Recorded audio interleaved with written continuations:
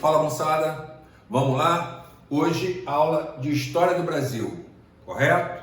Período imperial brasileiro, trataremos do primeiro reinado. Lembrando, na aula anterior, nós falamos do nosso processo de independência, da presença da corte portuguesa no Brasil, da regência de Dom Pedro e do gradativo rompimento dos laços que uniam Brasil a Portugal. Tranquilo? Caracterizamos esse processo como um processo elitista, conduzido por um membro da nobreza portuguesa, com restrita participação popular. Então, lembra desse processo de independência como um processo que não trouxe mudanças significativas para a estrutura socioeconômica do Brasil. Podemos dizer que no máximo rolou uma ruptura política, de cunho anticolonial. Tranquilo? Outra coisa que eu gostaria de salientar para vocês, antes de começar a falar do primeiro reinado, são algumas diferenças marcantes se compararmos a independência do Brasil, da América Portuguesa, com a América Espanhola. Enquanto a América Espanhola opta pelo republicanismo, o Brasil vai optar por uma monarquia. Aqui, primeiro reinado. E enquanto vamos caracterizar um Brasil política, administrativa e territorialmente unificado, falaremos de uma fragmentação político-administrativa e territorial na América Espanhola, certo? São essas principais diferenças. Posto isso, vamos ao Brasil, vamos ao primeiro reinado. Podemos dizer que Dom Pedro virou monarca, mas ganhou um abacaxi gigantesco para descascar. Isso já fica evidente na questão econômica, certo? Se pararmos para analisar a economia do primeiro reinado, tem uma palavrinha muito conhecida dos brasileiros que vai resumir esse período: crise, certo? Vamos lembrar que nesse momento as principais economias de exportação atravessavam um período de dificuldade.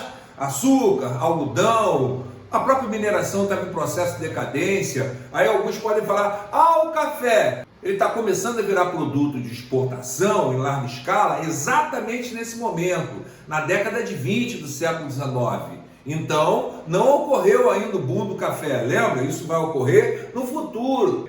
Posteriormente, nas décadas de 50 e 70 do século XIX, a economia não ia bem. E você verá que durante esse período do primeiro reinado ainda ocorre a manutenção da dependência do capital externo e a consequência disso, o aumento dessa dívida externa. Então, economicamente, o Brasil não era uma maravilha, tá? E as questões políticas, Ronaldo? De cara, ele tem que consolidar esse processo de independência. Obviamente, depois que supostamente ele gritou independência ou morte, os contingentes portugueses que aqui estavam, militares, comerciantes portugueses, pessoas ligadas à burocracia metropolitana, essas pessoas não receberam esse brado com muito agrado, certo? E houve reação a esse processo, a essa ruptura unilateral, Então, imediatamente, para consolidar essa independência, Dom Pedro, ou seja, os brasileiros, eles precisam vencer essa resistência. E fica aquele papo, a independência do Brasil foi pacífica, pacífica uma ova. Não teve essa de pacífica. Claro que teve luta, teve enfrentamento, pessoas morreram, certo?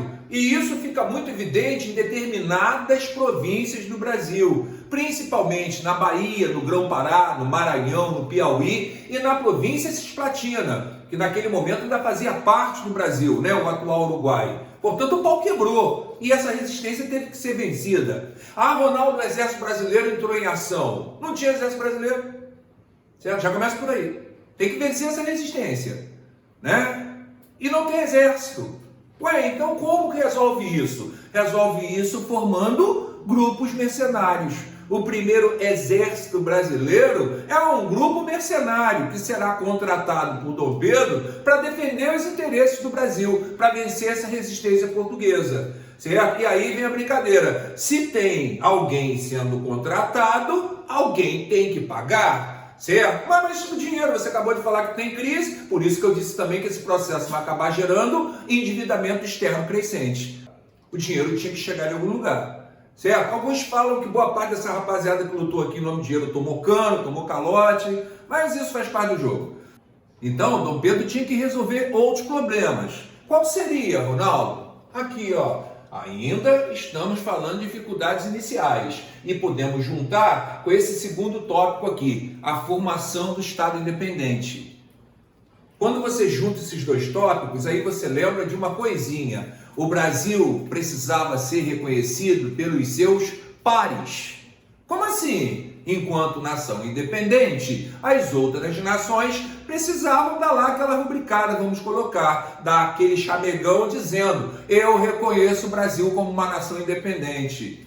Deu ruim nisso aí também? Em certos aspectos, sim. Primeira questão: os Estados Unidos são os primeiros a reconhecer essa independência, a chamegar essa independência brasileira, certo? Poxa, mas não deveria ser a Inglaterra, ela que o tempo inteiro estava ligada por interesse econômico? Não, não foi.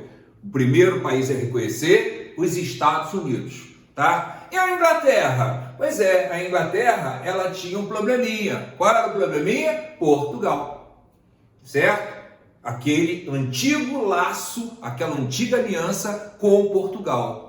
É claro que a Inglaterra estava amarradona de ver o Brasil independente, considerando seus interesses econômicos. Mas, politicamente, dentro daquele contexto europeu, não era interessante para a Inglaterra romper com Portugal, certo? Arrumar uma quinzumba com Portugal. Então, ela vai tratar a questão em banho-maria, certo? E vai esperar Portugal reconhecer essa independência brasileira. Por baixo dos panos, a Inglaterra vai jogar e dizem que ela está por trás do reconhecimento de Portugal em relação ao Brasil. Porque num determinado momento, Portugal exige o pagamento de 2 milhões de libras esterlinas para reconhecer a independência brasileira. Para Portugal, aquele dinheiro vinha em boa hora, certo? A economia portuguesa também estava uma bagaça. Então, a entrada daquela quantia considerável iria amenizar os problemas da economia portuguesa.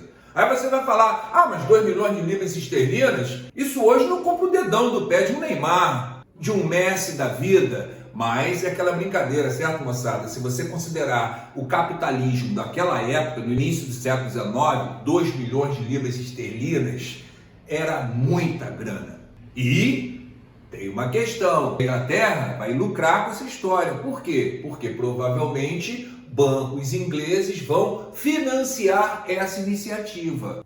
E também podemos dizer que se a Inglaterra está emprestando esse dinheiro para o Brasil ficar livre de Portugal, eu estou dizendo que a dívida externa brasileira está crescendo consideravelmente. Portanto, durante esse período do primeiro reinado, fatores políticos acabam agravando a crise econômica que já estava em curso, certo? Nossa independência teve um certo preço, meio salgado. Tranquilo, rapaziada? O que mais, Ronaldo? Tem uma outra coisa aqui. Os países da América Latina, de uma maneira geral, rejeitaram a independência brasileira, não aceitaram referendar essa independência. É uma das diferenças em relação aos processos de independência, certo? Por quê? Porque a América Espanhola optou por regime republicano e o Brasil pelo regime monárquico. Quem é que estava no comando político dessa jovem nação? Um membro da nobreza europeia, um membro da família real portuguesa. O que essas nações temiam? Essas nações americanas temiam o processo de recolonização do Brasil. Temiam que o Brasil influenciasse negativamente suas histórias. Essa é a questão. Portanto, galera, podemos ver que não foi um processo inicialmente muito tranquilo. Ainda dentro da formação desse Estado independente, vamos falar de Constituição, certo?